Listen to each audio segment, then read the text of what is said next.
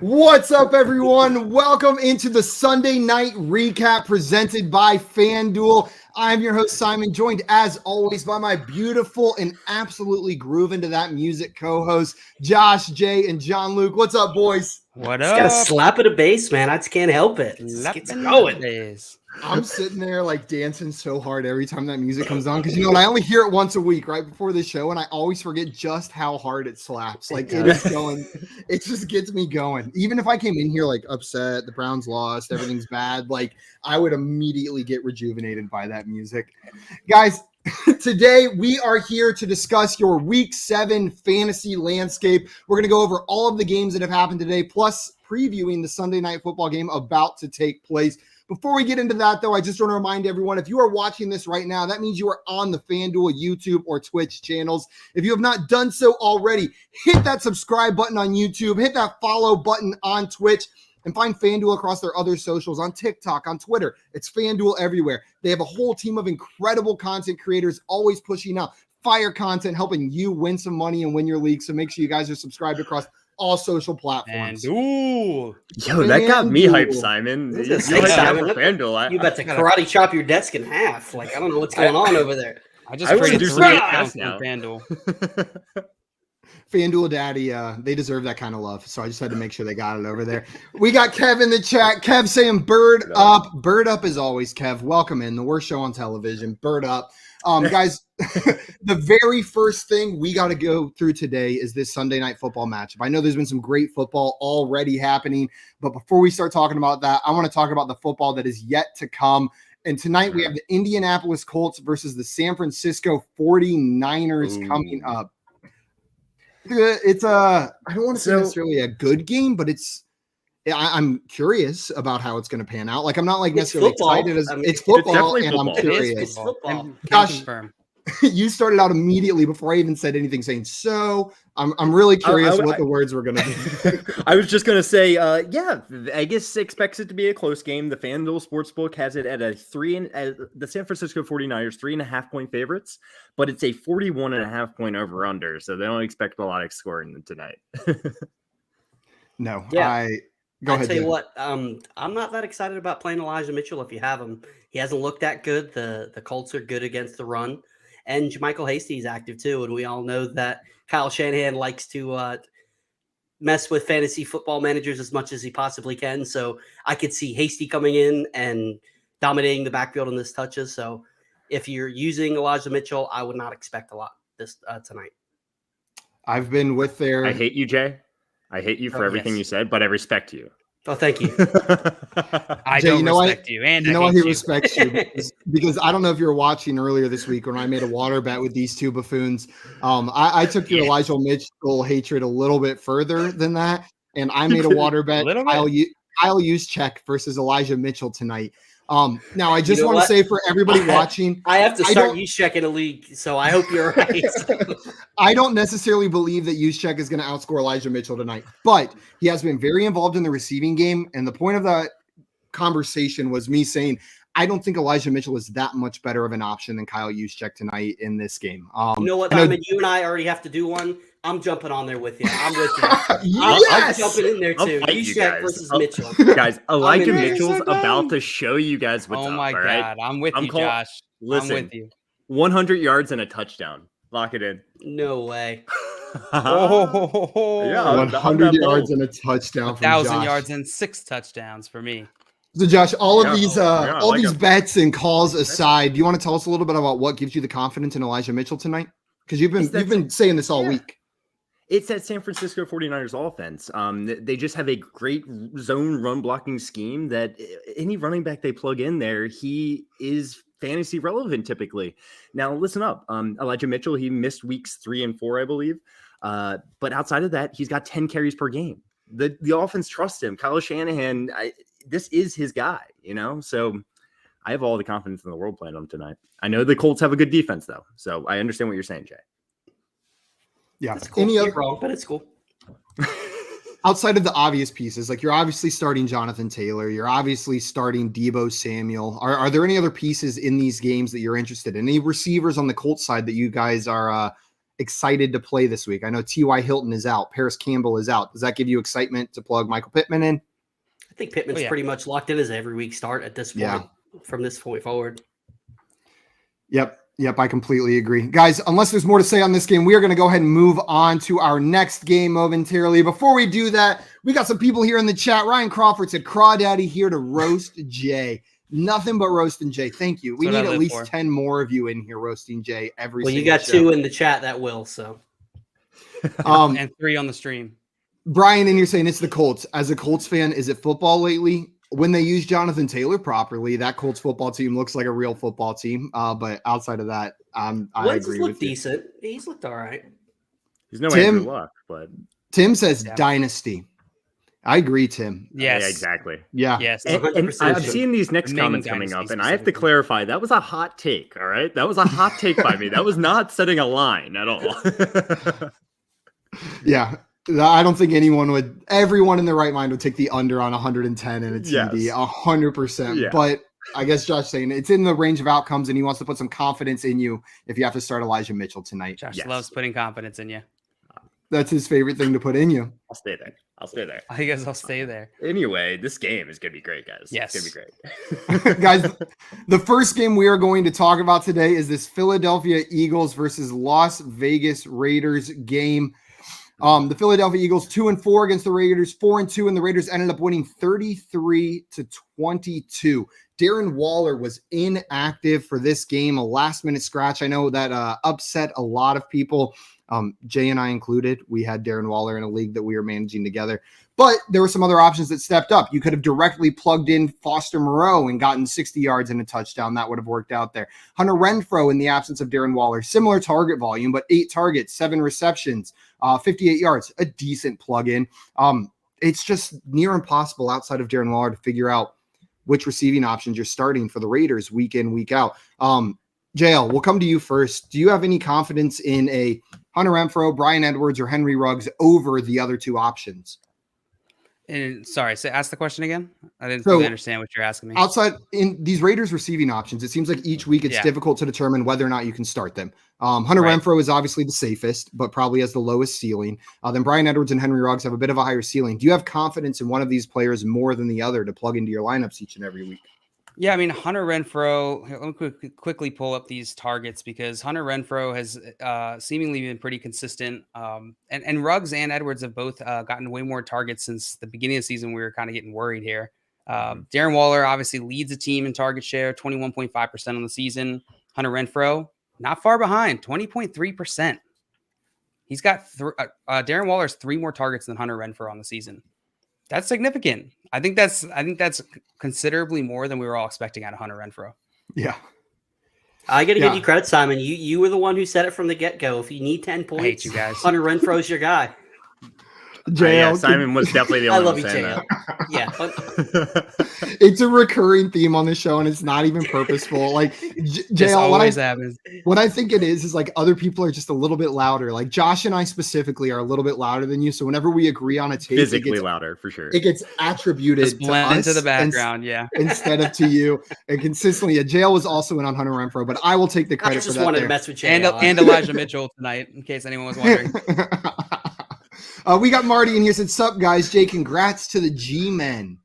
And Maria says, "Sunday Scaries made better with the FYF Sunday night recap." Not a congrats because I wanted them to lose because I want a higher draft pick. So, but you know, we're not going to win the Super Bowl. Give me the high draft pick. So, but yeah. Guys, on the Eagles side of this ball, Jalen Hurts had a decent game, 236 yards passing, 2 touchdowns. We've talked about this a bit in the past. I just want to confirm, is he locked in? You're a starter every single week in fantasy going forward. Is there any situation where you're benching Jalen Hurts because of a matchup? He does it the same way every freaking week. He doesn't have he hasn't done anything. And then at the end of the game, he throws like a rushing touchdown, a bunch of rushes together. He's the old Blake Bortles in a way, but he's more talented. Did you see my tweet, Bortles. Josh? Did you see my tweet? I didn't. I literally, right before we got on the stream, No way. I know I'm going to trigger some Eagles fans. Jalen Hurts is Blake Bortles. I swear to God. Because he used to do the exact same thing. He would come out there, he would have like 4 points going into the fourth quarter and somehow wind up with 20 plus every week. Yes. Oh, that's crazy. So we're on the same page there. Yeah. And Brian saying garbage time counts. Garbage time does indeed count in fantasy football just as much as a last-minute game-winning drive. Garbage time counts for equal amount of fantasy points. They do not throttle those. And Salvatore, you're saying Mahomes definitely was in a nightmare. We will talk a little bit more about Mahomes later, I am sure. And Brian said, give me a reborn Bortles and Hurts. It's like a phoenix for it. I will say that Hurts definitely is a little bit more talented than Blake Bortles in my opinion, personally. And he runs the football, which makes him even better for fantasy. So he's like an upgraded Blake Bortles. He's considerably Bortles could more run talented. a little bit, not anywhere like Hurts, but Bortles could do a little bit on the ground. How high of a pick was Bortles? Was he the number 1 overall pick? No, I think he was a mid first. He's like a top 10, right? No, yeah, he was up there. He was mid to early first, I believe. Yeah. Marty says it's stressful, but I love Hurts. He is fun to watch at times on the field out there. What I want to talk about, guys, right now though, is this Philadelphia rushing game. I know on the show we've been pushing Miles Sanders as possibly a buy low candidate. We're expecting him to get a little bit more involved. But yet again, we see it. Here's Miles Sanders with only 6 carries. Boston Scott got 7. Hurt. Kenneth Gainwell got 5. He did. Miles Sanders got hurt. He was getting more involved. He was looking good, and then he got hurt. I mean, but the rushing attempts for the rest of the team still aren't very high. Like this team is seemingly still. I know they were down in this game, but they aren't rushing the ball kind of like we expected. If Miles Sanders comes back, are you guys still viewing him as a potential buy low, or is this the kind of player that is hands off at this point? Josh, we'll come to you first on that one. Well, obviously we have to see how serious the injury is. If he's out for the season, I wouldn't recommend buying him low. No, I don't really. I'm nervous for all the rushing options on the Philadelphia offense. However, if Miles Sanders is out for the season, Kenneth Gainwell, you have to have on your roster. He's going to be very involved. God, yeah, he's already involved. Even more so. Yeah, you're right. Even more so, yeah. You're absolutely correct. He had 8 targets today, 4 receptions, and a touchdown for Kenneth Gainwell. There's not much more you can ask for from a running back. If a running back gets 8 targets, you're most likely starting them. They're a fantasy football start. Mm-hmm. It doesn't matter if they're only getting 5 carries. You're starting a running back with 8 targets. The receiving option. Go ahead, Jay. No, I would say 100%. Yeah, give me the targets. Absolutely. As far as the receiving options go on this team, Devonta Smith, Quez Watkins, Jalen Reagor. Jay, are there any of these players that you have any interest in starting, whether it's as a flyer or a wide receiver 2, a kind of player? I like Devonta Smith a lot. I think as the season goes on, he's going to get even more involved. He's got the talent. He's shown that the whole, BMI Twitter that went crazy saying he's never going to make it because, he's skinny. He'll be fine. I'm fine with him as like a wide receiver 3. Dallas Goedert, I think, is locked in as every week tight end, even though he didn't do much. You got 10 points out of him this week. You'll take that out of a tight end. If he would have got in the end zone, he had a great day. So those are really the only 2 receiving options that I'd be interested in starting from Philadelphia. Yeah. The only thing I would add there is if we start seeing Quez Watkins more involved, I've liked what I've seen from him whenever they do target him on the football field, but he's just not involved enough right now. He's the kind of player that I'm keeping an eye on, but not necessarily adding right now. If I needed a dart throw, somebody who could, break a long touchdown, Quez Watkins would be that guy. 100%. Anything else from this game, guys? I guess on the one major storyline we didn't touch on. Josh Jacobs went out injured in this game. So if Josh Jacobs is out, we've played this game before, and they ended up putting Peyton Barber as the lead rusher instead of Kenyon Drake. But in this game, Kenyon Drake got 14 carries and a touchdown in this game. Is there interest in Kenyon Drake as a starting option if Josh Jacobs is indeed out for more than a week? Oh, absolutely. Yeah, we saw him get used right after Josh Jacobs went out. Kenyon Drake has been used very well. He had 14 attempts, 69 yards, and a touchdown, as well as 3 targets, 3 receptions on 3 targets for 10 yards. So, yeah, he would be the one who would benefit the most. The only thing I will say, I don't think Peyton Barber was active. So he was that might be a different story. If Peyton, I definitely like Drake, but I would expect, well, you know what? That was with old John Gruden too. So maybe it will be a different story this go around if if Jacobs is out. But luckily for Jacobs, they are on bye next week, so he'll have an extra week to heal up. So it'll probably, it's going to be 2 weeks before we know what's going to happen. But yep, great point. And Ryan said Drake on my bench. Of course, Ryan, that's a great thing. If you had the running backs to put Drake on your bench this week, that is, I know you missed out on some points. You said he didn't. He just left it empty. No, he did. No, if you did not have to start Drake on your fantasy teams and he was on your bench, that means your running backs were probably at least okay going into this week. Anything else on this game before we move on to the next one, guys? One little thing to give you a little bit more confidence in Drake maybe is Josh Jacobs this week he was calling out Drake. He was saying Drake needs to be more involved. He was calling out the coaching staff for not playing Drake and using Drake as much as they should. And it's kind of rare to see, right? You don't usually see the starting running back being like, this guy's got to get more work. Right. I think that carries some weight. And I think Drake's going to be more involved throughout the season, even if Josh Jacobs is healthy. I hope so. He's such a talented player. Like we have seen flashes from Kenyon Drake on the 3 different teams he's been on: Dolphins, Cardinals, now Raiders. I hope they get him a little bit more involved and we can see Drake have a nice rest of season. Guys, the next game we are going to be talking about is the Los Angeles Rams versus the Detroit Lions. And I just want to say, holy moly, the balls on Dan Campbell to start this game. That was unreal. I was screaming watching that. Like, that was unbelievable. They score to start the game. Then he does an onside kick, recovers it, a fake punt on the same drive. Like, how are you not cheering for the Lions after that? How are you not a Dan Campbell fan after watching him just like say, screw 0-6? Like, if we're going to lose, we're going to give it everything. Give it all you got. I love it. Give it all you got. I love it. Absolutely love it. And I have a little bit of a hot take. Cooper Kupp is good. So just want to throw that out there. So I know that's a hot take. No, stop. I'm sticking to it. I'm sorry. Yeah, Kupp is the number 1 wide receiver the rest of the season for me. There's number 1? Not much debate. I mean, yeah. I mean, we were already. It's not over like this Devontae changed Adams? it. Yeah. I'd rather have Cooper Kupp. Jay, what about you? Cooper Kupp or Devontae Adams rest of the season? I have Cooper Kupp. So basically, would I trade Cooper Kupp for Devontae Adams? I'm not making that trade either way, Right. I know what you're saying. Yeah, you don't make that type of deal. But I'm just thinking, I think I'm with you. The way that this offense has looked, I think I'd go Cooper Kupp. Joseph Gomez says he would take Kupp over Edelman. That's a really bold take this year. Whoa. Chill, Joseph. Did you see Edelman? No. Edelman tweeted out Cooper Kupp is gritty and a gym rat or something like that. Like after he got his second touchdown, he like all the generic,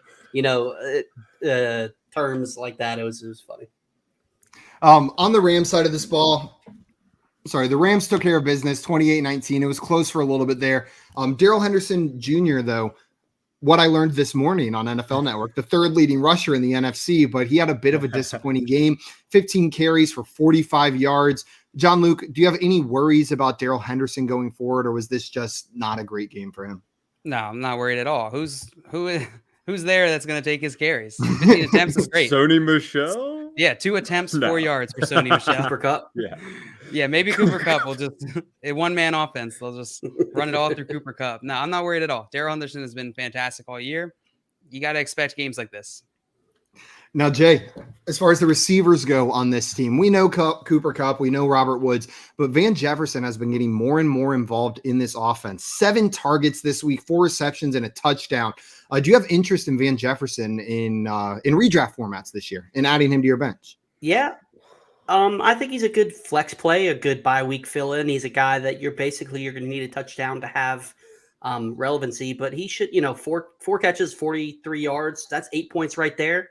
So he should hover around double-digit points as long as this offense continues to hum like it has. Because man, is it the best offense in the entire NFL? Yes, it's up there next to the Buccaneers. And they but I like the Rams because they can run the ball too. Yeah, I think the Lenny's look pretty good. But... Yeah, exactly.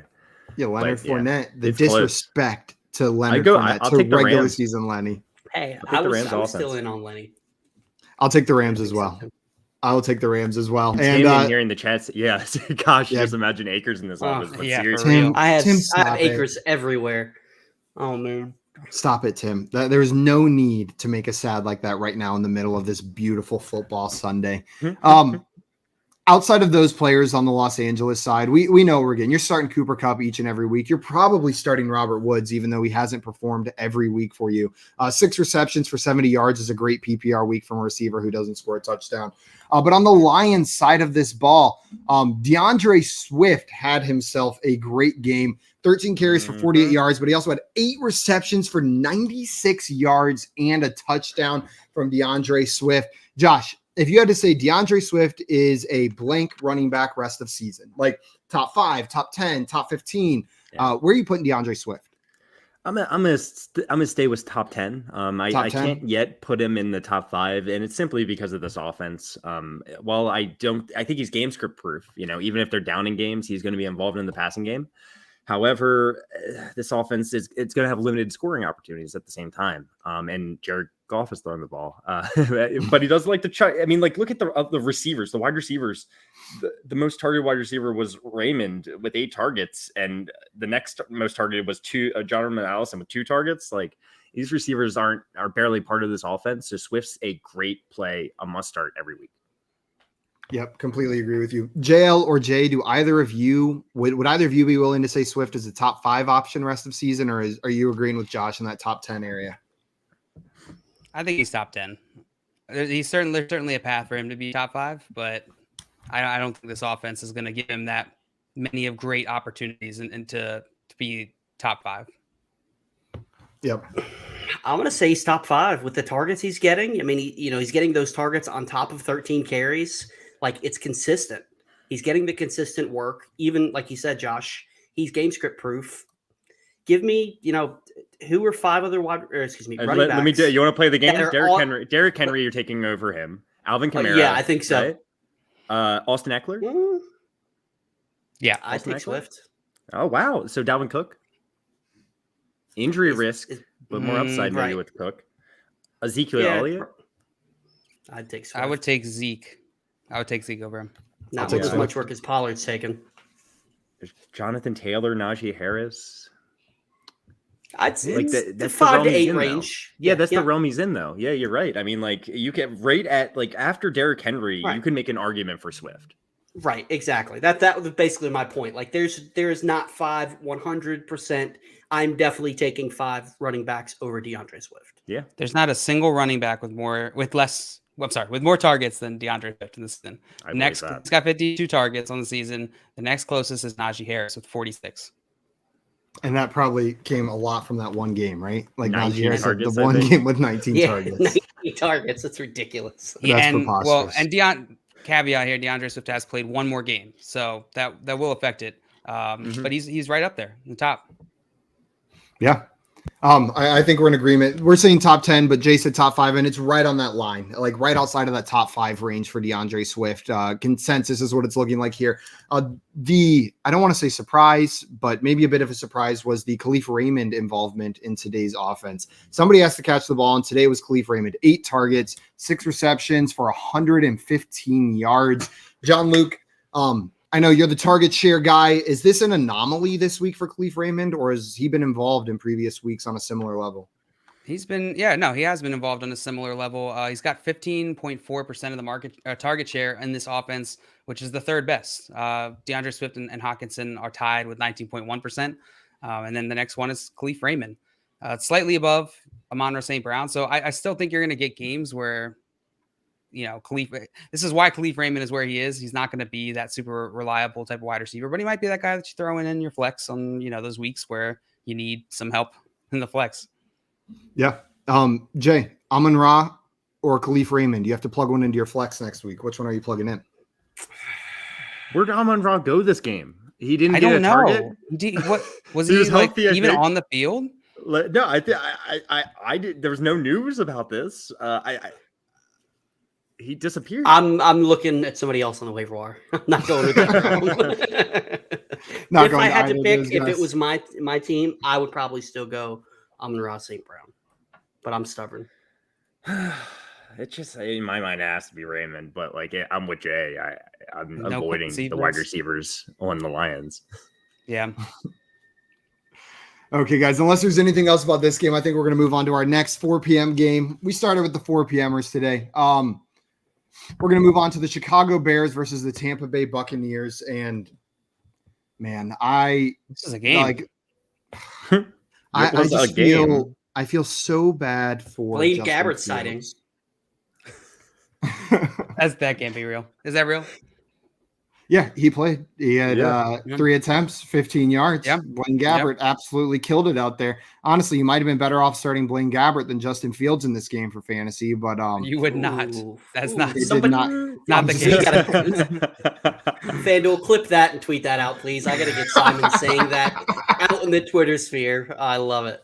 I'm just messing around, but I feel bad for Justin Fields. This is a great football player. This was a horrible game. He was asked to do a lot. They went down early, 3 interceptions, I believe 2 lost fumbles. He fumbled the ball 3 times, but lost it twice. Jay, do you have any belief that you'll be able to start Justin Fields for fantasy during his rookie season at all? Or is this a player where you're just out for the rest of the year? If the Bears fire Matt Nagy, that's the only one, because it honestly, they don't know how to use him. Like they should be, they should be doing similar to what. Go ahead. No. Finish that. No, I would say like they should be doing what the Eagles are doing with Jalen Hurts. Hurts isn't showing off with his arm. He's making some deep throws here or there, but he's using his legs, and that's what they should be doing with Justin Fields as well. Hey, this game he did rush a little bit more, 8 attempts, 38 yards. Something. 2 fumbles. Yeah. I don't know that we can blame a bunch of the turnovers on the coaching staff entirely. I am. It's Matt Nagy. It's his fault too. He wasn't even calling plays this week, I don't think. I don't even think he was responsible for calling plays. I think he turned out over a couple, last week or the week before. Yeah.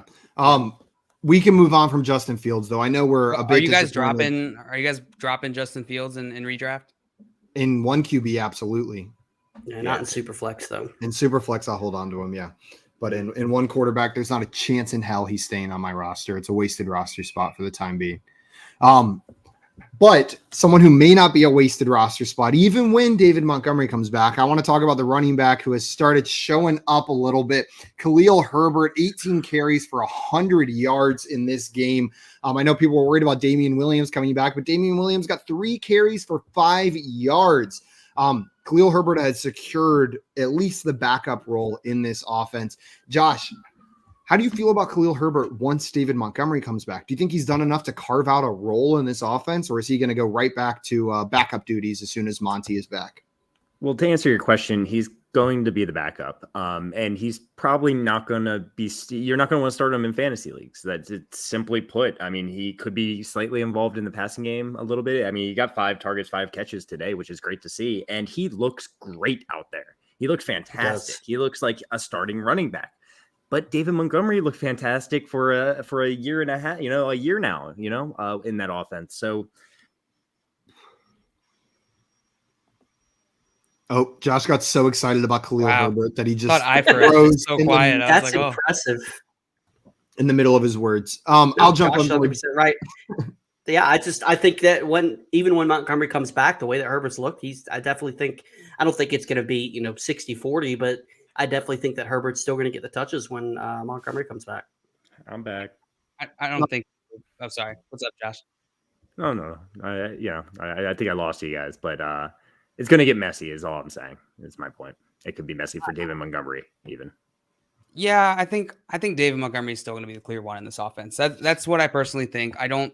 Damian Williams was on the field when David Montgomery was in for the first 3 weeks or 4 weeks. He got hurt in week 4, I believe.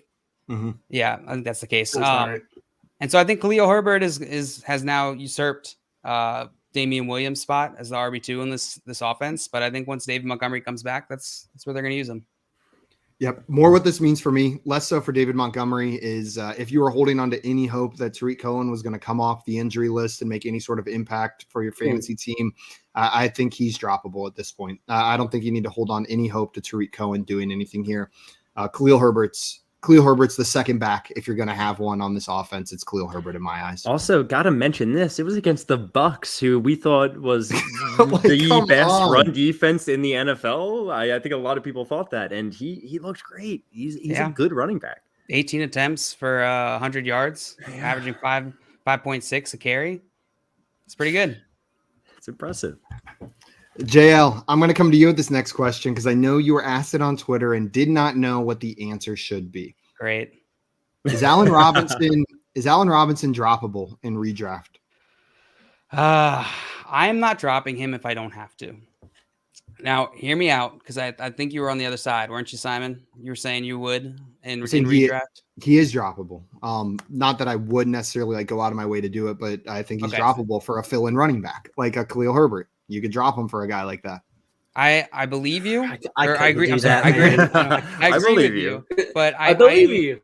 I'm not super excited to drop a wide receiver with a 24.2% target share in this offense on the season. The problem is that's like 24.2% of nothing pretty much because they're not passing the ball. Yeah. And so that's the problem. That's where my rub comes in, is that if they start passing the ball and they're able to start actually making things happen in the passing game, Allen Robinson is all of a sudden going to be very relevant. And so I hate to drop him. He's a hold for me unless you have to. I'm okay if you have to drop him in an emergency. It's like you can have half my pizza, but then it's a personal pan from Pizza Hut. Yeah, like exactly. Exactly. It's just like one bite of pizza. Wow, Josh, half of it. Josh, what do you think on this one? Your whole pizza from Pizza Hut and throw it directly in the trash because it tastes like cardboard. I'm with you, Jay. No, pizza's solid. It's different. It's fine. It's solid. Yeah. You're right. It is a solid, but that's about it. That's about it. You pizza snobs. It's fine. Don't get me wrong. Like real get me started. Real pizza's not great. Move on. Real pizza's better, but Pizza Hut is good. It has a place. It has its place. If JL and I agree on a food take, you know it's the right take. Yeah, that doesn't happen. I think you're just like making a horrible decision, Jay. That's what I was going to say. If you agree with JL on the food take, I think it automatically means you're wrong. Actually, two wrongs make a right. Everybody knows that. Josh, what about you? Do you think Allen Robinson is droppable in redraft at this point? Absolutely droppable. I mean, he hasn't done anything. I mean, he literally hasn't even he's done nothing to inspire any hope. I don't want to drop him. I'm with JL on this one. I don't want to, but is he droppable? The answer is yes. Yeah. Like my thought process when I say he's droppable is, let's say this was the week Saquon Barkley went down and you were looking at Devonta Booker on the waiver wire. I would drop Allen Robinson to pick up a running back that was going to take over for 2 to 4 weeks. And on the other side of that, let's say your league mate drops Allen Robinson. You making a waiver claim? You putting in a bid? If I got an open spot. I'm not spending money on Allen Robinson. I'm not spending money on Allen Robinson. Brian said, "You're certainly not throwing him in your FanDuel lineup either." Pizza Hut is garbage. Hang on, this thing is coming from a guy who thinks Hunt's Brothers gas station pizza is gourmet. That's because it is, Brian. That's because it is. Thank you. That is not an opinion. That is a fact. Hunt Brothers gas station pizza is a top tier pizza place. That is a great take Simon, right there. I love you so much. On the Tampa Bay side of this ball, guys, Leonard Fournette was the lead back yet again with 15 carries and a touchdown, but Ronald Jones came out and told everyone, "Hey, I'm not dead for fantasy, guys. I hope Herbs is still in here with the Ronald Jones love going on. He's dead. He's dead. He's dead for fantasy." So, Josh, I was going to ask. I guess I'll come to you first. Does this game give you any confidence to maybe pick up Ronald Jones? 10 carries, 63 yards, or are you no interest in Ronald Jones? Leonard Fournette's healthy, right? Yeah. He's healthy? Yeah, okay. Yeah, no. I don't want Ronald Jones on my team. The Tampa Bay Buccaneers got up to a big lead, and they just didn't want Leonard Fournette to get hurt. Yeah, that's what my opinion is. Yeah, he was involved. He got 10 carries, 63 yards, and a fumble, by the way, which can inspire a lot of confidence going forward. By the way, Keyshawn Vaughn got 5 carries. So, yeah. This also could have been the case of they went up big and they were getting other players involved in this offense. So Ronald Jones wasn't necessarily just a late game involvement, but there are definitely players in this game that got involved. Blaine Gabbert that would not normally be involved. So for the receivers, though, I just want to take a minute. Mike Evans, thank you. I appreciate what you did for me today. I think he saved us with not having Darren Waller. That helped.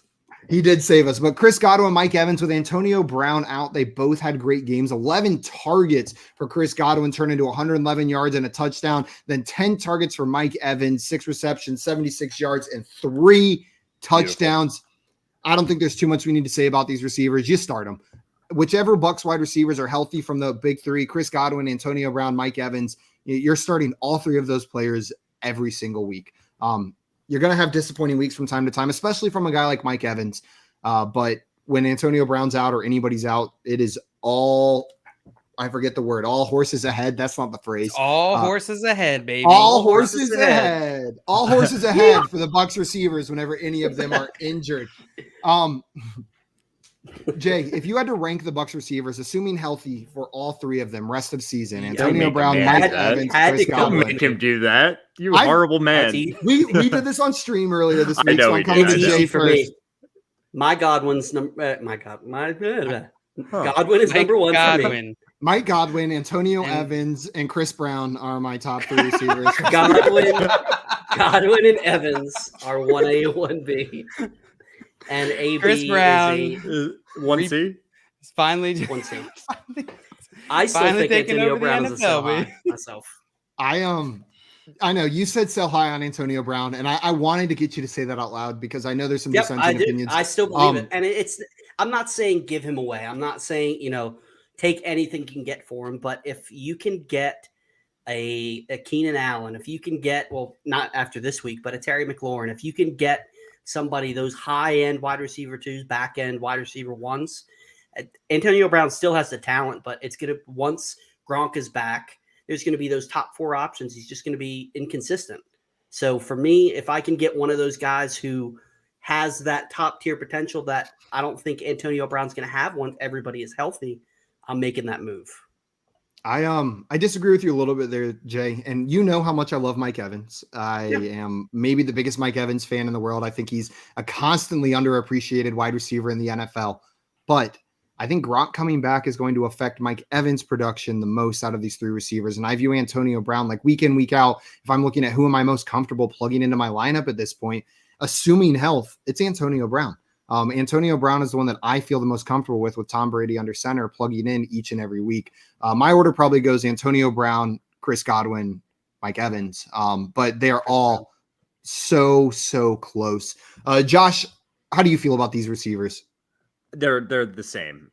Like they couldn't be any more close together. Three receivers on the same team. That's what I meant when I was mixing their names together. That was exactly. They really are the same. Like, it's hard to separate these guys. They're all very explosive. You can all make an argument for them being better than the other. If I had to rank them, it's so close. I don't even want to do it, but it's probably Chris Godwin, Antonio Brown, Mike Evans. Okay, so we've got three different answers so far. Chris Brown it's Chris Godwin. Chris Godwin has been maybe the most consistent, but like the lowest ceiling in my mind. So I think that's why I like what Antonio Mike Brown. Godwin? We're going to pass on him. JL, are you agreeing with any of us on the order of those receivers, or would you order them differently yet again? I think I would go with Josh here. Josh's order here: Godwin, and then Brown, and then Evans. Let's see. Just on the season, Mike Evans has the most target share, 19.8%.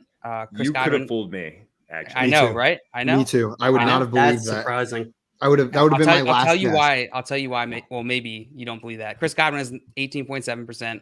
Antonio Brown has 14.8%. Now, in the last games, it switched a little bit. So you have Mike Evans with 18.1%, Godwin with 21%, and Antonio Brown with 20%. So maybe that's a larger trend, maybe not, but that's maybe why we're seeing because Gronk is out. Yeah, it could be, but the issue is that Gronk only played for 3 games. So if we're going to extrapolate some insight from that, it's really small sample size. We don't necessarily know how the offense is going to be fully affected by that. Maybe neither of these guys, or maybe all of them are going to suffer from Gronk being back. I think the argument here is that Gronk scores touchdowns and is that red zone, throw it up and go get it. And so is Mike Evans. I think that's 100%. Like that you would like make that argument, I guess. Yeah, I think some of the touchdown upside for Evans goes down whenever Gronk comes back. But also at the same time, like all of these guys are red zone threats with Tom Brady. So. Yeah, and Mike Evans saw the most targets while Gronk was in. That first Mike Evans touchdown, or maybe it was the second, I can't remember. It was the one where Mike Evans got down on like the 1 yard line. Mike Evans was not where Brady should have thrown that ball, but he wanted to give Mike Evans that touchdown because he got him all the way down to the 1 with that incredible catch. Like Tom Brady is the kind of player where if he wants a specific player to score a touchdown, that player is going to be the one who scores the touchdown, which is just preposterous to watch. Like I was mind blown watching that play because in no world should he have thrown it to Mike Evans. There were players more open in the end zone, but he said, no, this is Mike Evans' touchdown. It's going to him. And Tom Brady makes the rules. Tom Brady makes the rules. And Brian said Brady reaching out to get Brown is the tiebreaker to me. There is a connection there. There is a connection there. I know it's narrative central, but those two players have a connection. And we've seen it so far this year.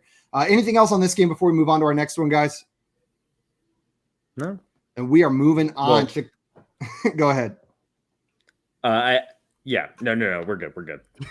We're moving on to the Arizona Cardinals versus the Houston Texans, and the Texans with the very common football score of 5 points. That is quite the common score in the NFL. You know, a field goal and a safety. That safety a bit questionable. Was the score Gami? I could see it. I could see it being scoregami. I haven't looked up if it's scoregami. That's when a scores. That's never happened. I think before Brian says it best. Just keep moving. Nothing to see here. Keep moving. Nothing to see here. We know who we're starting for Arizona. The only thing I want to talk about on that side of the ball, or actually, there's two things: the running backs, Chase Edmonds and James Conner. James Conner with the touchdown yet again. How do you guys feel about Edmonds' rest of season? Let's play the game we played with DeAndre Swift, but this one's a less nice version. Jay, we'll start with you. Chase Edmonds is a blank running back rest of season. Top 15, top 20, top 30. He is a running back. He is a healthy running back rest of season. That's for sure. I'd say back end RB2, so top 25. So yeah, that's probably where I'd say. And is top 25. Beginning of the season, how did you view him? Similarly, or did you have him a bit higher? A little higher, more of like a top 15, top 20. So I was never too high on him. But to see the work that, Kyler still runs the ball too. James Conner's getting involved. It's much more of a timeshare than I think a lot of people anticipated. So yeah, he hasn't fallen too much, but I was never that high on him in the first place. So Josh, we'll ask the other running back, James Conner. James Conner is a blank running back rest of season because he seems to be getting a lot of the high value touches in this offense. Yeah, he's probably a top 30 running back the rest of the season. The gap is certainly closed between Chase Edmonds and James Conner. There's no doubt about that. The Cardinals seem to trust James Conner. He's, like Jay said, the goal line back. He's the touchdown threat. Chase Edmonds is more of the receiving back, but this offense spreads it around. So Chase Edmonds is probably going to be somewhat inconsistent throughout the season. Yeah, I think you hit the nail on the head there. And then John Luke, we're going to come to you for the other main storyline from this Arizona Cardinals team right now. Zack Ertz making his Arizona debut, 5 targets, 3 receptions, and a touchdown for Zack Ertz. Now this involvement isn't necessarily more than he was seeing in the Philly offense, but the results were great this week. How do you view Zack Ertz going forward in this Arizona offense? Similarly to Philly, above, below? I think it'll probably be similar. 5 targets, 3 receptions is not a ton. It's not a ton. And so, he got the touchdown, which is going to be great. He got 66 yards on those 3 receptions, which is fantastic. He's not going to do that every game. There's a lot of mouths to feed in this offense. I bet you he has games where he's just not there. Yep, I completely agree with you. I was excited about the move more so from a football perspective for the Arizona Cardinals. They've been looking for that tight end, and it seems like Zack Ertz is the answer. But he's going to see similar target volume that he saw in Philly, maybe even a little bit less because there are more mouths to feed in this offense, like you said, JL. But they should be higher value targets, and I think we saw a little bit of that today. Josh, how do you feel about Zack Ertz? He should be owned in fantasy leagues. He's a tight end with a pulse. And this was his first week with the Cardinals. And you could see it, growing. But I do agree with what everyone else has said. It's going to be a rotating door of is it Christian Kirk, AJ Green, Rondale Moore, Zack Ertz, Chase Edmonds? We're never going to know. And it's going to be all of them sometimes, and sometimes none of them. Yep. On the Houston side of this ball, I don't even know what to ask. There was nothing to talk about from a fantasy perspective on this side of the ball. And there we go. Let's move on to the next game. I honestly avoid starting Houston Texans as much as possible. I think Brandon Cooks is probably the one you're going to start the most. But today, 5 receptions for 21 yards. It's pretty gross. John Luke, how much confidence do you have in Brandon Cooks going forward? Is he a guy that's an every week starter, or is he a bye week fill-in? He's not an every week starter, unfortunately. I think you'll be able to plug him in time to time. 7 targets is not bad, but this is a tough defense. It's a tough matchup. David Johnson got 6 targets, which is more interesting. He's more interesting with getting 6 targets, 5 receptions on 6 targets for 27 yards than Brandon Cooks at this point. So do you have any confidence in David Johnson? I'm hands off on all of the Houston running backs unless it's an emergency, which I say that. I started Mark Ingram in 3 leagues this week because I had to. But is there any confidence in any of these Houston running backs going forward, Jay? Or JL, sorry, we were talking to you. You mentioned David Johnson's target share. Yeah, I think in PPR leagues, or if you want to throw maybe a flyer in a good matchup in your FanDuel lineup, sure. But long term, consistent, no. Man, that stinks. They've got some names there that I was excited about. David Johnson and Phillip Lindsay, I was both excited about as maybe having some value this year, but it's just looking like this offense can't get enough going at all to provide value for the running back position. We're going to move on to the game that everyone predicted playing out exactly as it did. My roommate bet on the Titans to win this game. Just throwing that out there. The lateral in here said, beep boop, greetings FYF beep, humanoids. That's a lateral of you to assume we are all I guess we're all humanoids, even if we're not humans. We're all shaped like humans. Speak for yourself. You are a humanoid just based on your shape. Nope. You're still a humanoid. Nope. I'm a ball of clay. And a humanoid shaped ball of clay. Unless It's true. Man, you guys don't even know what a humanoid is. This is embarrassing. I'm about to log off. The Kansas City Chiefs got blown out by the Tennessee Titans, though 27-3. Patrick Mahomes went off the field. Chad Henne coming in for relief. Let's take the injury concerns out of it. But Jay, Patrick Mahomes was the consensus QB1 going into this. I think across all major platforms, Patrick Mahomes was assumed to be the number 1 quarterback in fantasy this year.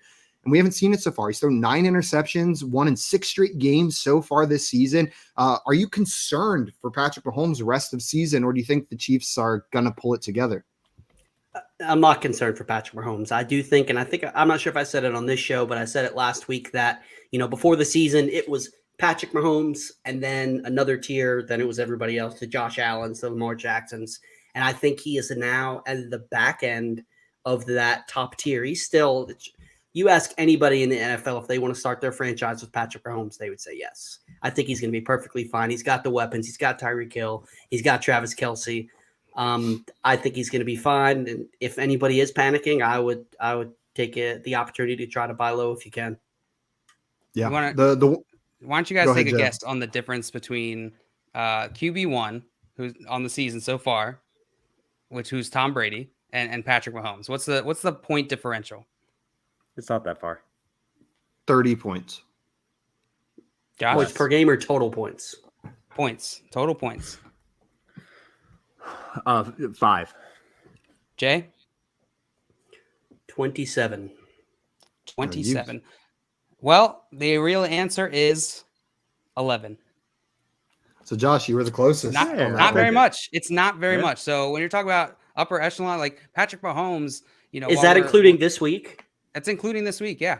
Wow. And so he has the most interceptions, I think, outside of, let's see. Yeah, he has the most. He's now tied with Zach Wilson. I was going to say Zach Wilson and Trevor Lawrence were right up there with him. Like those were the top 3 going into this game.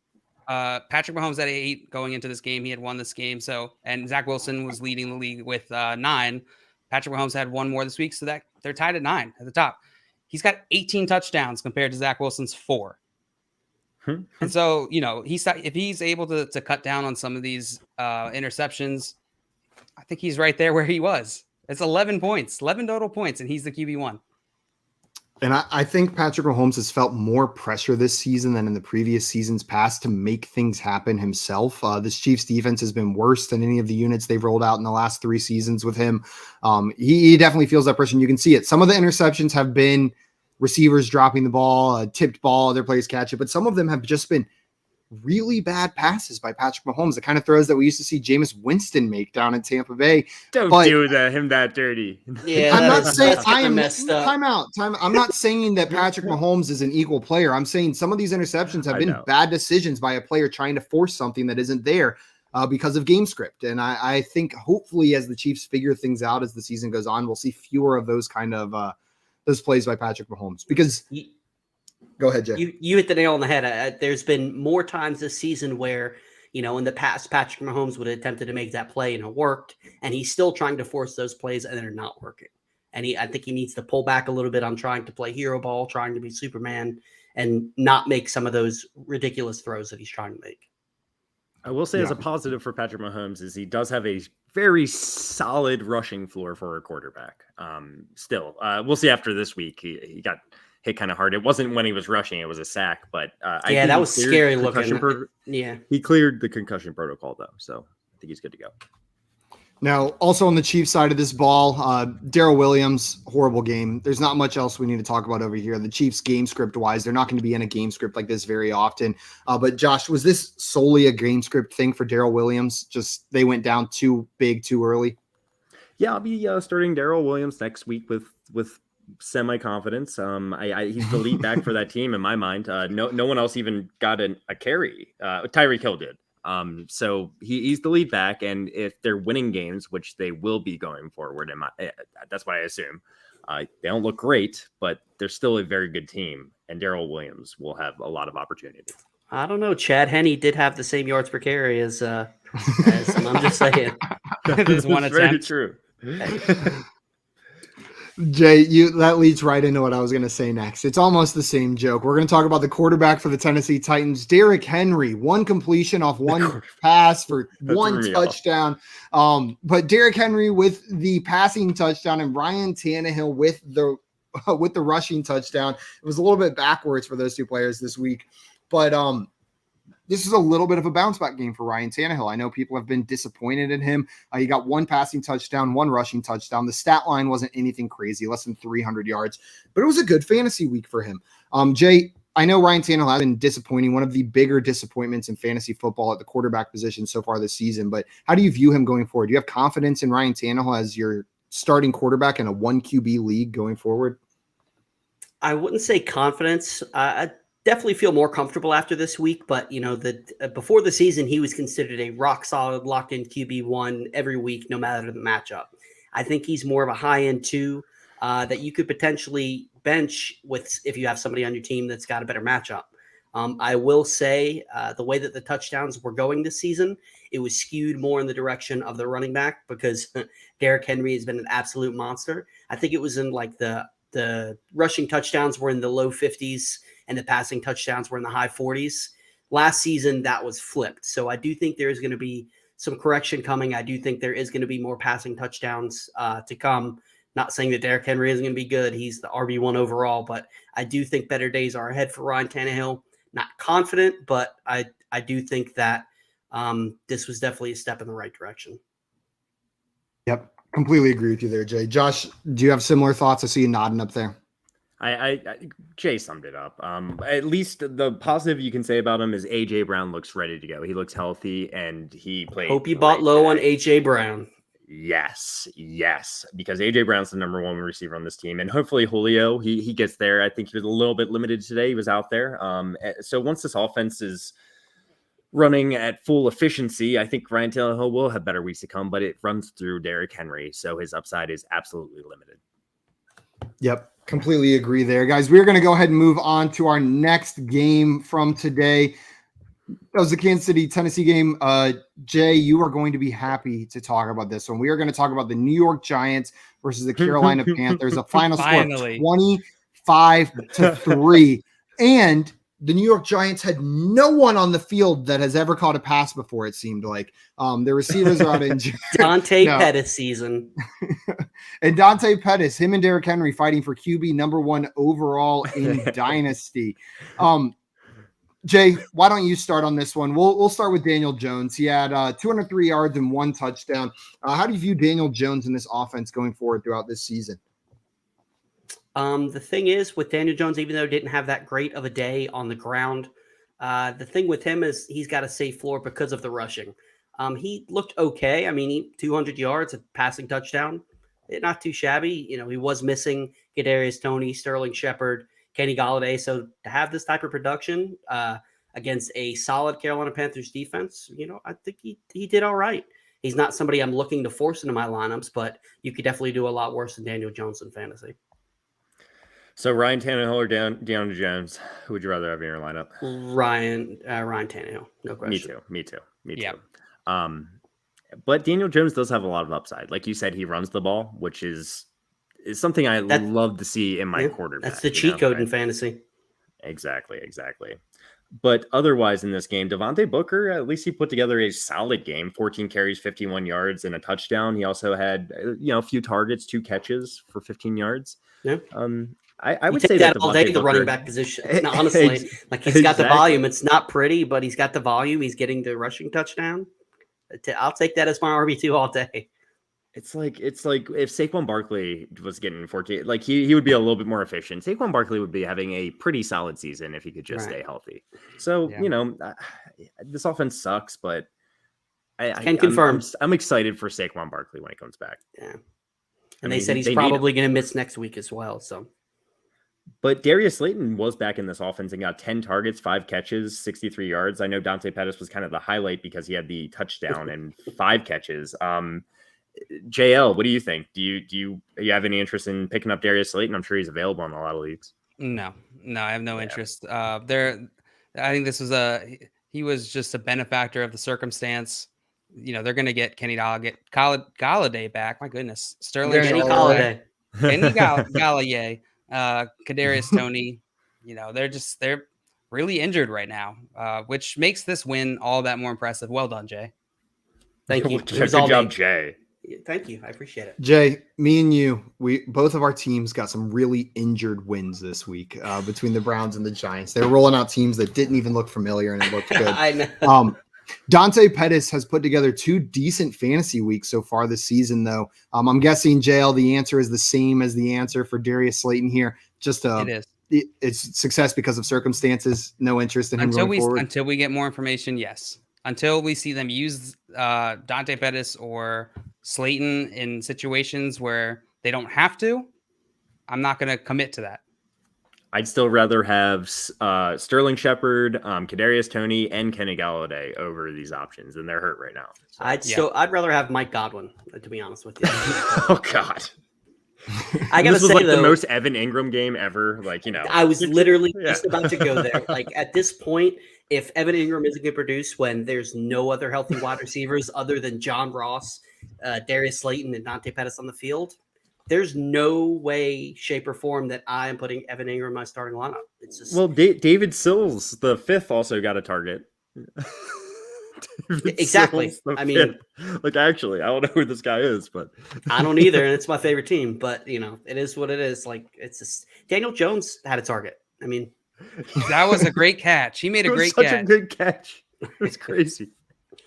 I don't think you can start Evan Ingram from this point forward. You just can't. Guys, on the Carolina side of this ball, JL's mom in here saying, "Oh, Jay, so happy." Jay is very happy. And Maria saying, "Go Big Blue." Giants fans celebrating after today, though. I know this messes up your draft a little bit. You guys got to stop but winning least it's against the Panthers. I live in North Carolina, so I can talk junk to all the Panthers fans that I live around. I'll probably be wearing my my Giants polo to work tomorrow. So perfect. On the Panthers side of this ball, you asked Daniel Jones or Ryan Tannehill rest of season. Sam Darnold started the season out hot and then has been cold for a couple games now. Josh, Sam Darnold or Daniel Jones rest of season? Oh, don't. I mean, it's Sam Darnold. I just trust this offense a little bit more. And maybe he starts getting rushing touchdowns again. I'm not calling that for Sam Darnold. He's not the runner. Daniel Jones is a better runner, but sounds like a real vote of confidence, Josh. Maybe he kind of gets some rushing touchdowns. Listen, I don't have a lot of confidence in Sam Darnold. That's for sure. So if CMC doesn't come back, would you go with Darnold still? Well, see, that definitely helps Darnold a lot. The fact that I do think he is coming back. So If he doesn't come back, that hurts Darnold a lot. This offense is not the same without CMC. Yeah. And Brian asking, did he get benched or was it an injury? He got benched. Darnold. Yeah, he got benched. This game got out of hand and they put PJ Walker in. I expect Darnold to take back over starting duties next week. This was a game where it was a blowout and they took Darnold out, but Darnold's the starter for this team. Matt Rule has confirmed that they're Matt Rule has confirmed he's that. still the starter. Yeah. It's just a one game type of thing. And then Brian, Jay would go Daniel Jones over Sam Darnold, though, huh? Yeah, Jay, would you go Daniel Jones over Sam Darnold the rest of the season? With no CM, I'm gonna pull a JL and I'm gonna ride the fence. If CMC is back, Sam Darnold. If CMC is not back, I'm going Daniel Jones. Down here being so nice, and you just sounded like punching me out of the blue. I did nothing to you. Leave me alone. JL's face was like, wait, what? I love you, JL. He actually looked up. Friggin' I love hit you with my fence. Quiet down there.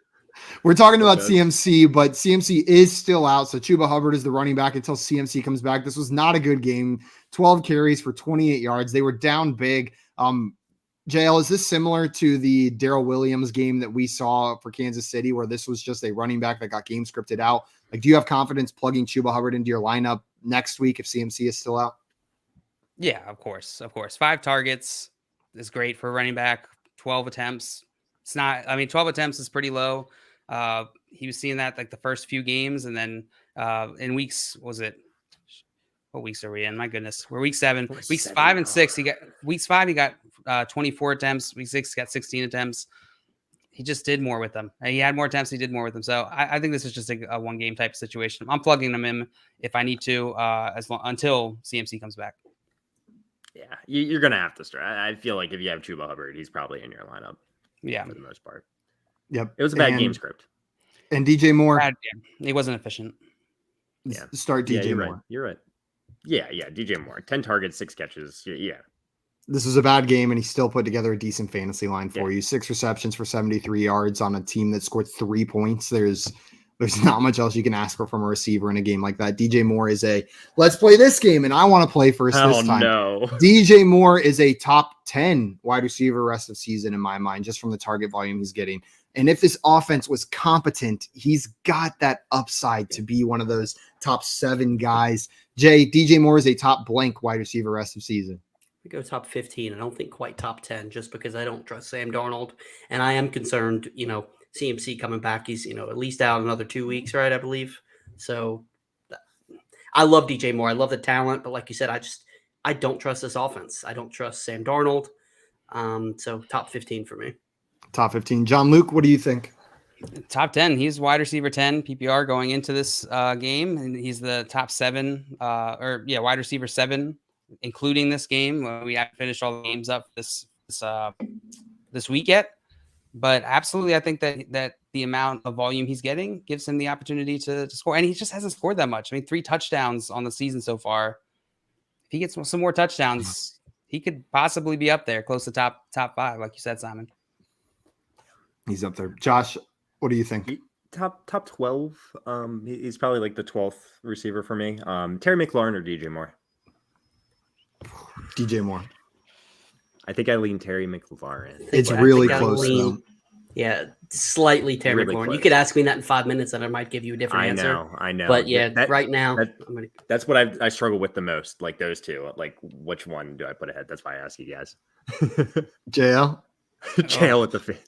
DJ Moore has 29% target share on the season. Oh, God. How much does... Let's see how much Terry McLaurin has. It's not higher than 29%. Really? It is? 29.1%. Yep. Holy crap. That's wow. They are the exact same for me. Terry McLaurin has one more touchdown. So I expect him to regress as well in terms of touchdowns. He's got 4. Joey coming in saying F1, saying he would take Terry. On this show, it's Scary Terry. We don't say F1. It's Scary Terry. It's so close. Terry McLaurin. Use his full name. Are we I'm going to be on over DJ Moore? Yes. I am at this point. Yeah. I have corrected very far on that one from my preseason thoughts on Jamar Chase, but I'm sure we will talk about him in a bit. We're going to go and move on to our next game, the New England New New England. England. The New England Ganglia. Patriots 54 versus, points. that's what I was going to say. What the hell? 54 points. Mac Jones with 2 touchdowns, 307 yards, and Damian Harris having himself a damn game. Josh, I know that made you happy. So is Damian Harris an every week starter at the running back position? Yes. Just because what the running back position is right now and the guys we are starting, he's a running back 2, and he's a locked and loaded lower end running back 2 for me the rest of the season. Now, the more interesting question, Brandon Bolden, I know he only had, 2 carries in this game, but he had 7 targets for 6 receptions, and there was a weird scratch. Ramondre Stevenson was a scratch today. I haven't seen any news on if he was injured or if that was a healthy And we're scratch. making the Rhino. He's the Rhino. Ramondre The Rhino. Stevenson. The Rhino. A thing. The Rhino was a healthy scratch. Jay, do you have interest in Brandon Bolden as a fantasy option going forward? I mean, if the Rhino isn't active, you have to. I mean, look at those targets. I mean, Michael Florio, our friend from NFL Network, in this offseason, he did some work and he said that a target is worth 2.5 carries value-wise for a running back. So look at, you give those 7 targets. That's impressive. That's if he continues to get that. This man got like 18 carries, man. Right. I mean, that's pretty good. So I'm if he continues to get targets like this, absolutely. I agree with you. I'm watching for news on Ramondre Stevenson. I want to see if there was some on the Rhino. I'm watching for news on the Rhino. I'm waiting for that update that says the Rhino had a late injury or the Rhino had something come up. That was Sheehan, right? Our buddy Sheehan. Is that? Yes, it was. Sheehan did say that. Yeah, but it was so good, so perfect. If this was just a healthy scratch for Ramondre Stevenson, I completely agree with you, Jay. Brandon Bolden's a guy you got to pick up. That doesn't mean you're starting him every week, but he's a guy you can plug in this offense. John Luke, what do you think? Yeah, I mean, I think you can. I'm not too excited to pick him up, honestly. Yeah, I mean, JJ Taylor didn't steal 2 touchdowns. Damian Harris could add a crazy game. Yeah. So, Josh, any interest in JJ Taylor going forward? No, Is he a dart throw or no? Just this is a weird game for him. No, weird game. There was a lot of talk of him. There was a lot of talk about Taylor being that guy, the one that gets that James White type of workload, and it looks like that was Bolden versus JJ Taylor. Yeah. And Josh, like you said at the very beginning, 52 points for the New England or 54 points for the new. Why did I say England again? That word is really messing me up for the New England Patriots. The New Ganglion Patriots. This is a bizarre game script. There were players getting involved that maybe wouldn't have been if they didn't score as many points. I'm not sure how much we can extrapolate from like the targets and the carries in this game going forward because it was an odd game. On the New York side of the ball, Zach Wilson out injured. So in for relief came the well-known backup quarterback, Mike White, the quarterback that we all knew about before this game, right, guys? Yep. I just we assumed all it was knew Case him Keenum. and his name. We were all talking about Mike White, the guy who plays quarterback for the New York Jets and also played at Western Kentucky at one point. Kentucky Western, yep. I believe these were the like first. Go ahead, Jay. I was going to say that it sounds like the created Madden player, like when there's a player that won't let them use their rights. Like that's just the name that they use, Mike White. Like Michael Jordan wouldn't let NBA Mike games White, use him. Joe Smith. He was obviously drafted by the Cowboys in the 5th round of the 2018 NFL Yeah, you draft. definitely didn't just look that up. Yeah. No, we all know that. You remember that, yes. I did not look that up earlier, and that's not the only Josh, reason I knew that. now say that looking directly into the camera again. He was drafted by the Cowboys in 2018 in the 5th round. And you knew that. And you knew that. That's the part. That's the part you're lying about. The one thing on the New York Jets side of this ball that I did want to bring up, there's not much else to talk about, is Michael Carter. He only got 11 carries for 37 yards, but he also had 9 targets for 8 receptions and 67 yards. Jay, what you were saying before, these targets for running backs are so unbelievably valuable, and Michael Carter seems to have carved out a role like that in this Jets offense. He's a starting running back in most formats, given the landscape of running back in fantasy football right now. I don't see how you have him on your bench unless you're unbelievably lucky at running back. John Luke, how do you feel about Michael Carter going forward? Is he an every week starter for you? I don't know if he's an every week starter. I mean, the number of targets he got in this game was certainly an anomaly. I mean, it's 3 times the number of targets he's gotten in any single game this season so far. So I don't know if that's going to continue, but I think he's absolutely someone that you could play in. Maybe I think his ceiling could be an RB2 potentially. I think more likely he'll end the season probably RB3. RB3. Which is useful, right? Like RB3 is pretty good. Yeah, I think I'm a little bit more bullish. You could use them on a week like this week with all the injuries and all the buys. I mean, you'd be more than happy to start him. Yep. We've got two questions in here. One, Jackson has a question for us. He's down 28 points in full PPR. He's got the Saints defense and then one other positional player left. And he wants to know, should I start Marquez Callaway or Tyler Lockett in this matchup? Josh, you look so ready to answer this one, so I'm going to come to you first. And you know what? Like, you're taking your shot regardless here, but it's 100% Tyler Lockett for me. I actually think this is a Tyler Lockett game, and I think he could have a pretty solid game here. I think DK Metcalf is going to maybe get the Lattimore treatment. I'm actually excited out of most games to start Tyler Lockett here. John Luke, are you going the same direction? Smith. Most games with Geno Smith. Gotta make that clear. Yeah, 28 points. It's gonna be tough. It's gonna be tough, my friend. But out of these two options, Tyler Lockett. And I had the same thought, Josh, that this could be a Tyler Lockett game. Man, if Russell Wilson was here, I would be excited to. I think Tyler Lockett would be the guy that could get you 28. But it would be him certainly over Callaway.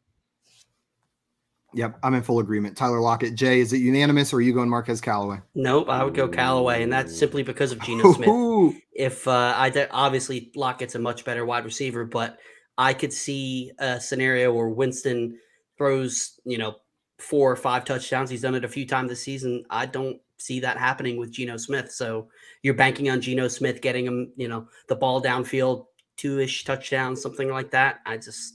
I would rather take the chance with Callaway myself. I think that's fair. It seems like the decision is you're either taking your chance with Geno Smith or you're taking your chance with Marquez Callaway. Right, exactly.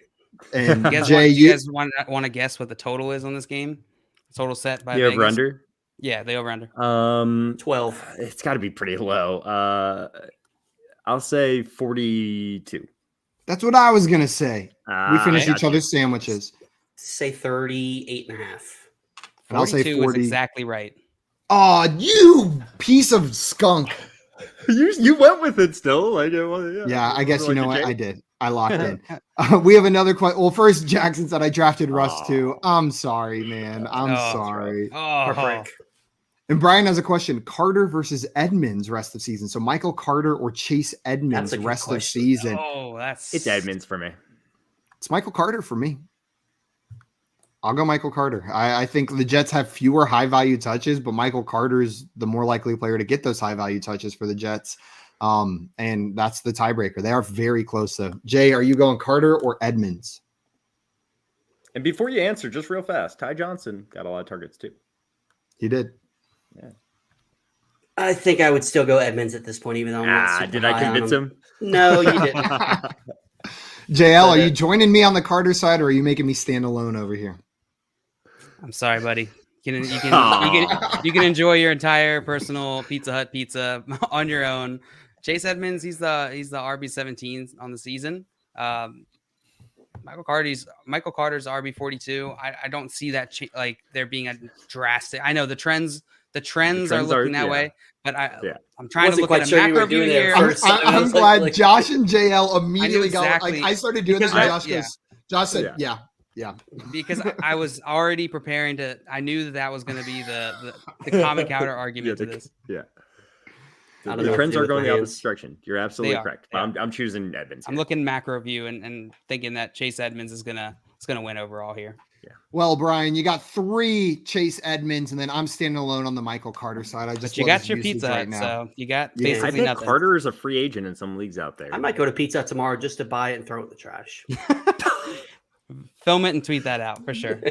I don't want to waste food, otherwise I would. Shove it in a bush for someone to find. Guys, we are on the Atlanta Falcons Miami Dolphins game. This ended up being a really fun game to watch. The Falcons won 30-28, and Tua had himself a pretty good game. 32 for 40, 291 yards, and 4 touchdowns. I know he threw 2 interceptions as well, but I think maybe Tua was a little offended by all the trade rumors going on and said, hey, watch this. I can play quarterback too out there on the football field. My first question, though, is actually on the other side of the ball. And Josh, we're going to come to you first. Is Come Mike on. Davis droppable? Yes, fantasy drop football him. right now? Yes, he absolutely is. Mike Davis got 4 carries. This was a competitive game throughout. He got no targets and 4 carries for 10 yards. Meanwhile, Cordarrelle Patterson got 14 carries for 60 yards, a touchdown, 5 targets, 2 catches. He's the running back 1 on this team. It officially happened this week. Just like we all predicted. Just like So if you want to hold on to a backup running back for a below average team, then yeah, keep Mike Davis. Did he get any targets? Because that's No. the only thing that's been keeping his value alive is his targets. So 0. Yeah. Yep. Drop him. So, John Luke, it sounds like Jay and Josh are in agreement. Mike Davis is droppable. Do you think he's droppable at this point? No, I don't think so. I don't think so. No, I'm not going to take this one game in which he got 0 targets and say that this is life now. I do think. I mean, Cordarrelle Patterson has obviously been ahead of him for most of the season. I'm going to try and see if I can trade Mike Davis. I know that's probably comical, but I bet you someone will pay for Mike Davis. Maybe package him with someone to the Cordarrelle Patterson owner. Maybe I'm not dropping him. I doubt they even want him. Yeah. I wouldn't go out of my way to drop him, but he's one of those. If you've got somebody that, somebody that you want to pick up on waivers, then he's droppable. I'm not seeing him on my bench and being like, drop, get him out of here. Right. He's still an RB3. So like that, with all these injuries, I'll keep Mike Davis. Would you guys drop Mike Davis? Mike Davis. Running back. I know. Texas for a long time. I've been in here for a while. But would you guys drop Mike Davis for Brandon Bolden this week? No. If you need a running back to start, I'll start Brandon Bolden over Mike Davis. I'm right there with you, Josh. Start, yes. Drop to pick up, no. Well, you got to drop him to start the JL, I don't know if you I'm know saying this, if you have him, start guys who are on waivers. If it's just like a bench play, maybe I might just if you have be to drop, so hesitant. Yeah, if you have to drop Mike Davis to play Brandon Bolden, no.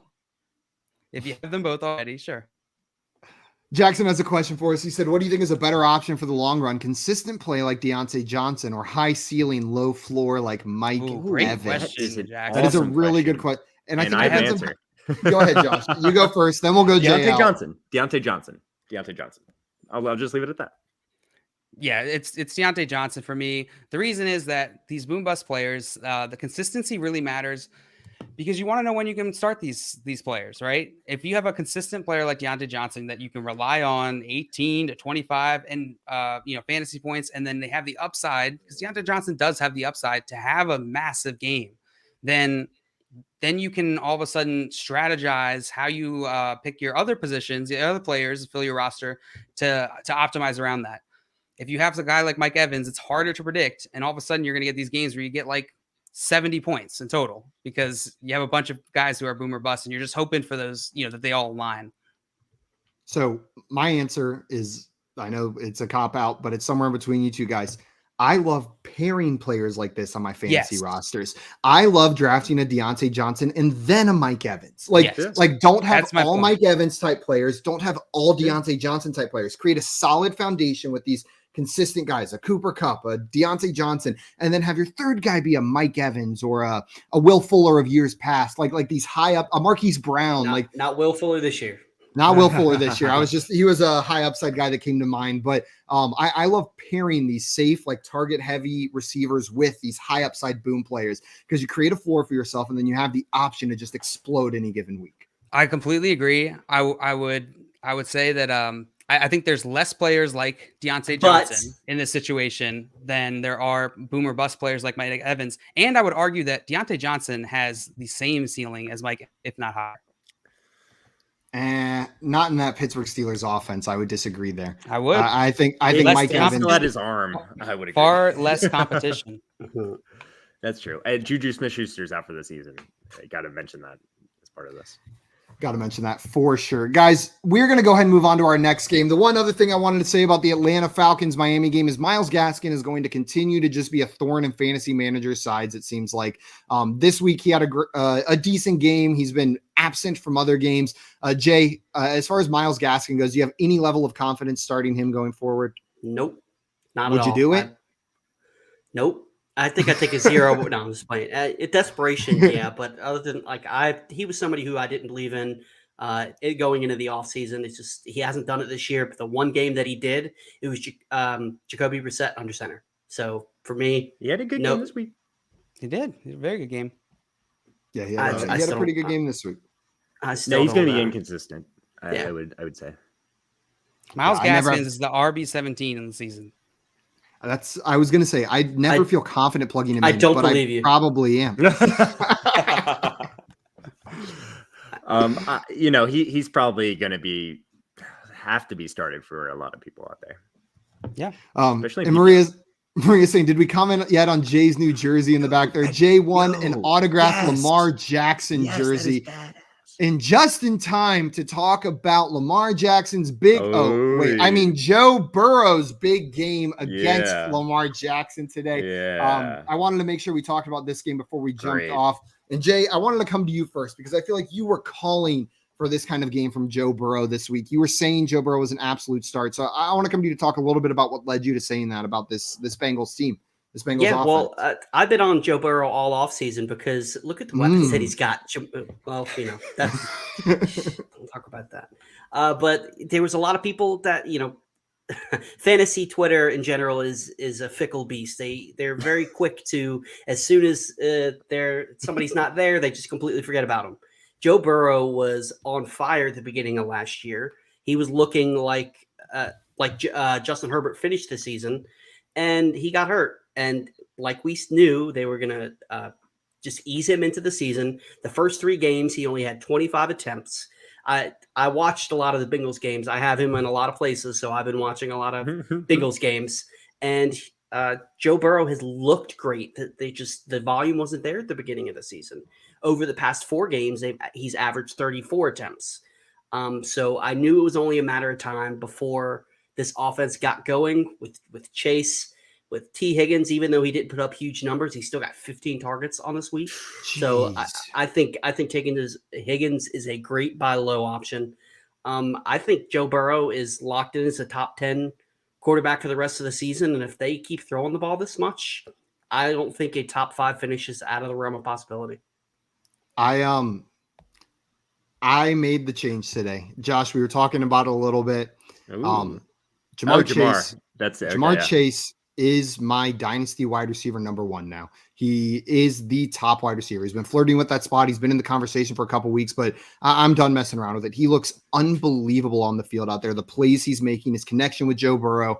The other players in conversation are probably CeeDee Lamb, Justin Jefferson, but I'll take Jamar Chase tied to Joe Burrow. And then on top of that, I think T. Higgins is a top 15 dynasty wide receiver as well. I think you have 2 top 15 options on this team. I think we'd be talking about T. Higgins as a top 12 dynasty option if Jamar Chase wasn't here, but Jamar Chase is. But I think Joe Burrow can support both of them. Josh, I know we were talking about this a little bit going forward, but Jamar Chase, dynasty aspect, but let's shift back to redraft. How do you view him rest of season? Top 5 guy, top 10 guy? Yeah, top 10, locked and loaded top 10 guy. Yeah, you got it. Every week he's been explosive. He's scoring touchdowns, and he just passes the eye test.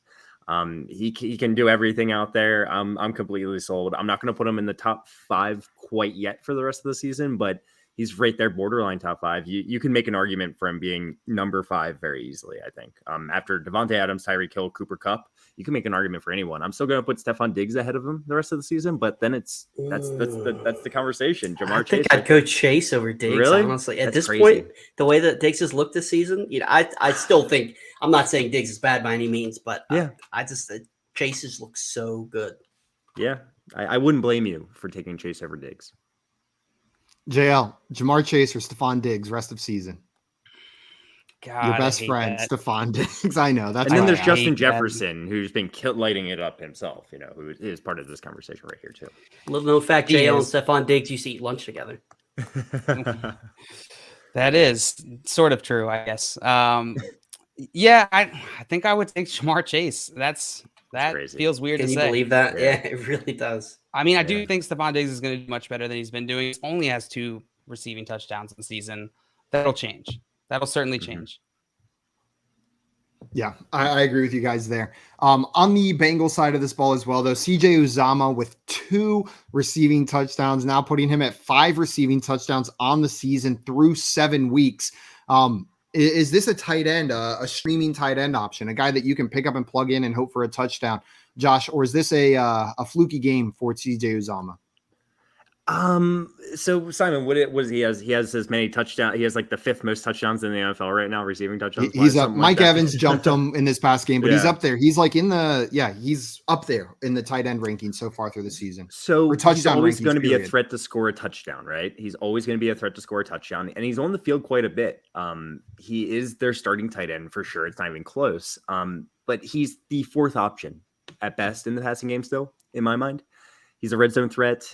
He's not a top 10 tight end. He's not even a top 12 tight end for me, but he can be started as a dart throw any week but he's going to need touchdowns to succeed in my mind. Entirely agree, Josh. I mean, you look at the targets just this week: T. Higgins 15, Jamar Chase 10, Tyler Boyd 7, Uzama 3 targets with 2 touchdowns. JL, is this representative of what his target share has been throughout this season so far? Let me pull that up. While I do, let me ask you guys a trivia. CJ Uzama in the top 10 tight ends this season, including all the games that were played this week so far. Yeah. I'd say yes. 5 touchdowns. He's got to be, right? Yeah. Jay? Yes, I think he is. He's not. Tight end 11.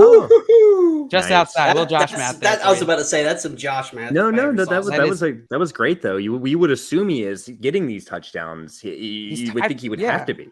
And I think Josh, I think you hit the 5'7". nail on the head. To have that many touchdowns and still not be a top 10 option, Yeah. like Yeah. nobody expects that's him the to point. wind up with Yeah. 10 touchdowns. So Yeah. Yeah, that's the point. watch him wind up with like 15 now. In this offense, CJ Uzama has 9.2% of the target share, 7.8% in the last 3 games. So it's gone down a little bit. I mean, it's just he's not getting many targets. Last 3 games, 2 targets, 3 targets, 3 targets. It's a touchdown thing. I think it'll regress. But He's a touchdown or bust kind of guy. Remember all- Juwan Johnson after week 1? Yeah, this is a player you can plug in and pray for a touchdown, fingers crossed. And he's probably got a higher chance of a touchdown than a lot of the players on your waiver wire. This isn't me saying like he's a bad start, but not an every week start kind of player. He's a plug in and cross your fingers kind of guy. Josh, on the Ravens side of this ball, is there reason for concern going forward, or was this a game where they got down or they weren't tackling well? What was going on here for the Ravens? What are you concerned about?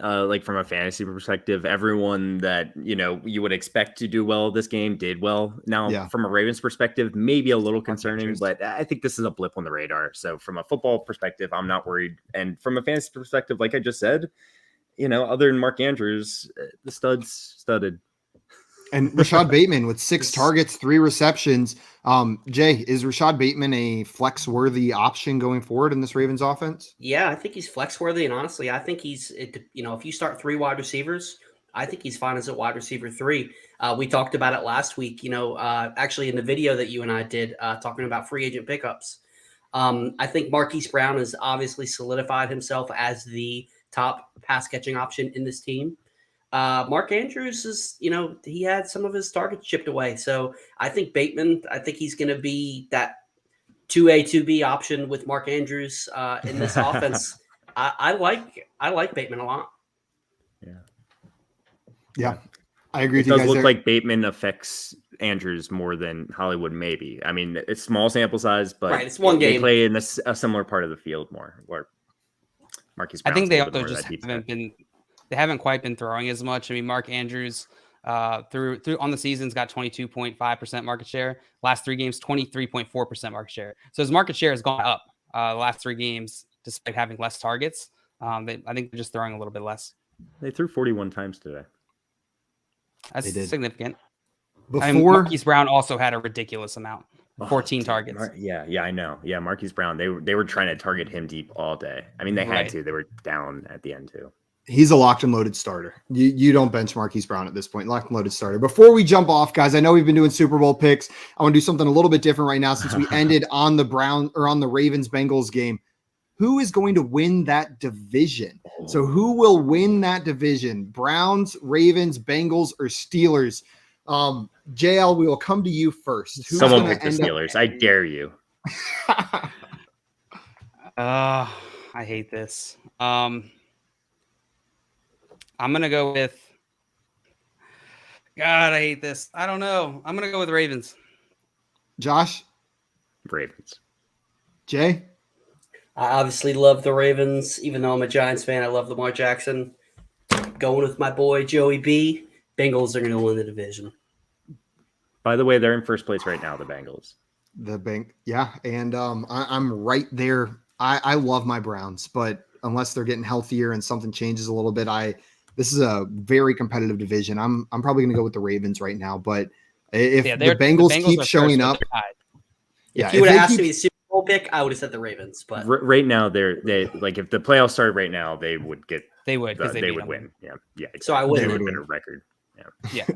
Jackson in here said Bengals, Bengals, Bengals, and Maria said the Ravens. We will keep an eye on that the rest of the season going forward. Guys, it is time for some Sunday night football. We are wrapping up here. Any other final thoughts on week 7 before we jump off? Ravens, prime figure number. it out. Figure it out, Ravens. Come on, Ravens. Go Kyle Juszczyk. DeAndre Swift, running back 1 in Dynasty. Just saying. Go Mike Godwin. Use check. Yeah, DeAndre Swift, running back 1 in Dynasty. Go Kyle Juszczyk. We've got a water bet Kyle Juszczyk versus Elijah Mitchell. So I don't know why I did that, but it is what it is. You're a fool. I am.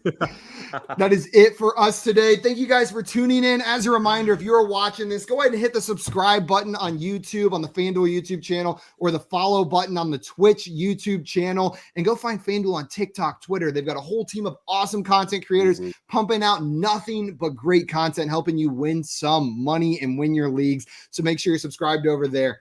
I think that's it for us today, guys, though. Everyone go enjoy one other thing, Josh. Trading makes fantasy fun. There you go. I thought Jay was going to say it. I wanted to No, get in there I'm before not he taking got your there. line. I wanted him. I was giving you the handoff. That's all. Thank you. Well, that's going to be it for us today, guys. We will see you next week. Until then, adios, everybody. Bye-bye. We'll see.